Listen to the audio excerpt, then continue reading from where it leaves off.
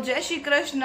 તો આપણી મોર્નિંગ થઈ ગઈ છે મસ્ત મજાની ગુડ મોર્નિંગ। તો ક્યારની ગુડ થઈ ગઈ છે, પણ વાગી ગયા છે અત્યારે 10:30 અને આપણે ઘરનું કામ કરીને ફ્રી થઈ ગયા છીએ। હવે બાકી છે નાવાનું અને નાસ્તો તો સવારમાં નથી કર્યો, કારણ કે સવારમાં ત્યારે ભૂખ નહીં હતી। હવે અત્યારે ભૂખ લાગશે તો કંઈક નાસ્તો કરીશ તો હું તમને બતાવીશ। તો ચલો વિડીયોમાં કન્ટિન્યુ રહેજો। તો આપણા થઈ ગયા છે 11 અને હું નાઈ ધોઈને થઈ ગઈ છું ફ્રેશ, પણ ઠંડા પાણીથી હેર વોશ કરવાના હિસાબે છે ને ઠંડી ચડી ગઈ। જોકે હું આમ તો ગરમ પાણીથી હેર વોશ નથી કરતી, કારણ કે ડ્રાય હેર થઈ જાય છે। એટલે આપણે આવી ગયા છીએ તડકામાં થોડીક વાર મસ્ત મજાનો તડકો લેવા માટે। તો આવા મસ્ત કૂણા કૂણા તડકામાં મસ્ત વિટામિન સી મળે છે। તો થોડી વાર અહીંયા આંટા મારી લઈએ એટલે આપણે ઠંડી બી ઉડી જાય અને મસ્ત મજા પડી જાય। આવો તડકો જો ઉનાળામાં લાગતો હોય ને આપણે આવી રીતે અગાસી ઉપર આવ્યા હોય તો આપણને આવું ગમે, પણ અત્યારે એટલું સારું લાગે છે કે વાત ના પૂછો, એટલું મસ્ત લાગે છે વાતાવરણ। તો ચલો મળીએ પાછા આપણે કિચનમાં, કારણ કે હવે આપણો ટાઈમ તો કિચનનો જ થઈ ગયો છે। તો ચલો ત્યાં સુધી કન્ટિન્યુ રહેજો। ચલો તો આપણે અગાસી ઉપરથી આવી ગયા છીએ ઘરે અને આપણું રેડી થાય છે કુકર। તો કુકરમાં આપણે મૂક્યું છે મગ અને ભાત। કાલે આપણે પાવભાજી બનાવેલી હતી તો એ થોડી પડી હતી, તો 11 વાગે એનો અમે લોકોએ નાસ્તો કર્યો હતો। તો એ થોડો ઘણો નાસ્તો કર્યો એટલે અત્યારે ભૂખ બિલકુલ નથી, એટલે આપણે બનાવવાના છે ખાલી મગ ભાત બનાવવાના છે। તો ચલો ફટાફટ મગ ભાત બની જાય પછી તમને ફરી પાછી મળું, તો ત્યાં સુધી વિડીયોમાં કન્ટિન્યુ રહેજો। ચલો આપણે હવે આપણા મગનો વઘાર કરવા જઈ રહ્યા છે। તો આપણે બધું લઈ લીધું છે, ટમેટા, આદુ, મરચી, પછી છે લસણ ને લીમડો। તો આપણે તેલ મૂકી દીધું છે, મસ્ત તેલ આવી જ ગયું છે એટલે આપણે પહેલા લસણને નાખી દઈએ।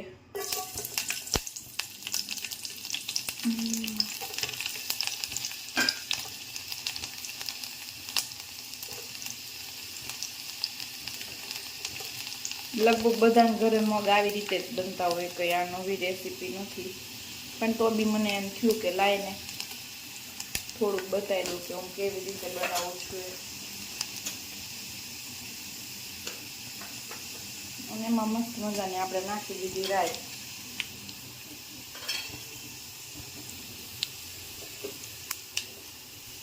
સ્ટીલના વાસણનો યુઝ કરું છું વધારે, એટલે છે ને બળવાની પ્રોબ્લેમ તો રહેવાની છે, ગેસ ફાસ્ટ થઈ જાય એટલે, પણ ચાલશે હવે બીજું તો શું।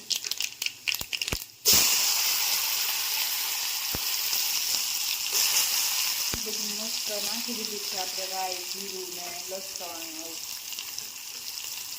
અને નાખી દીધા છે આપણે ટામેટા, સાથે સાથે મરચી ને આદુ ને બધું જ આપણે આમાં નાખી દઈએ હાર જ।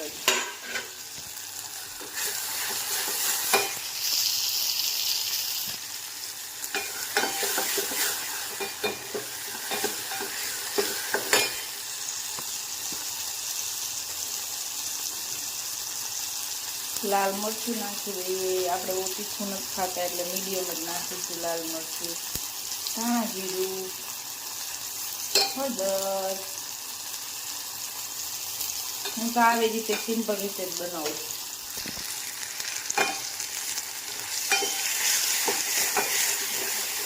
બસ પછી હવે નાખી દઈશું આપણે મગ। આવી રસોઈ રોજ ફટાફટ બનાવવાની કેટલી મજા આવે।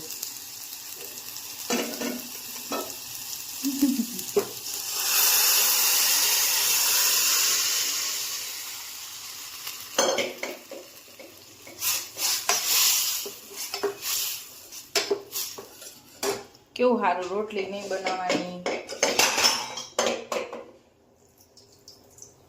ચલો આપણા મગ થઈ ગયા છે, આને ઉકળી જાય એટલે આપણે મળીએ ફરી પાછા જમવા ટાઈમે। તો જો હજી એક વસ્તુ નાખવાનું ભૂલી ગયા હતા, એ છે લીંબુ।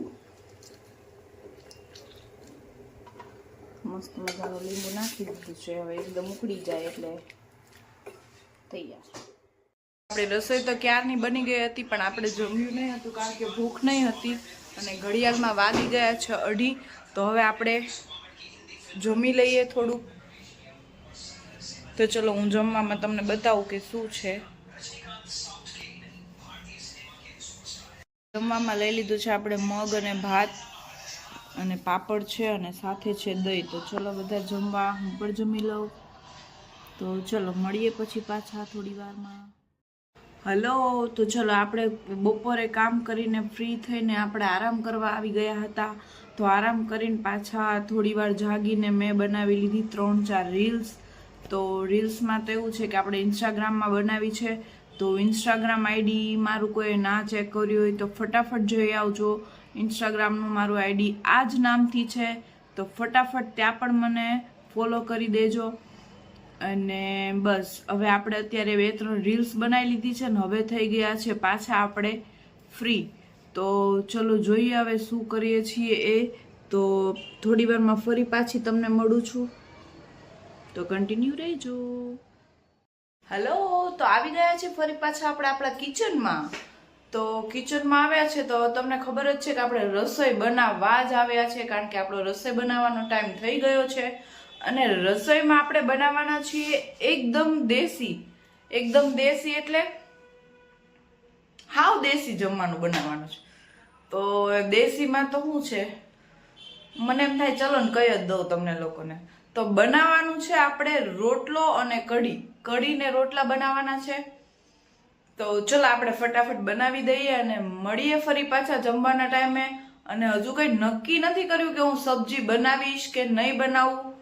તો તમને હવે એ તો ડાયરેક્ટ પ્લેટમાં જ જોવા મળશે શું બનાવી છે, બરાબર. તો ચલો મળીએ પાછા જમવાના ટાઈમે. તો ત્યાં સુધી વિડીયોમાં કન્ટિન્યુ રહેજો. તો ચલો વાગી ગયા છે 7:45 અને આપણું જમવાનું રેડી છે. તો જમવામાં મેં કીધું હતું એમ કે મસ્ત આપણે આજે બનાવ્યું છે દેશી ફૂડ. તો ચલો હું તમને બતાવું શું છે જમવામાં. એ જમવામાં છે રોટલો ને કઢી. અને કઢી ને રોટલો હંમેશા ચોળીને જ મજા આવે ખાવાની. અને છે આપણી મેથી વાળી મસ્ત મજાની કઢી. અને આ શિયાળામાં તો આવું ખાવાની બહુ મજા આવે, ગરમ ગરમ કઢી ને રોટલો. તો ચલો આવી જાઓ બધા જમવા.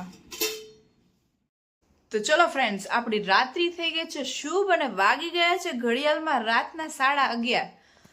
તો આજના વ્લોગ માટે બસ આટલું જ હતું. ફરી મળીશું કાલે એક નવા કન્ટેન્ટની સાથે. અને મારા વિડીયોને ગમ્યો હોય તો લાઈક કરજો, શેર કરજો અને ચેનલને સબસ્ક્રાઈબ કરવાનું ના ભૂલતા. તો ચલો ફરી મળીશું કાલે એક નવા વ્લોગની સાથે. તો બાય બાય, જય શ્રી કૃષ્ણ, ગુડ નાઇટ.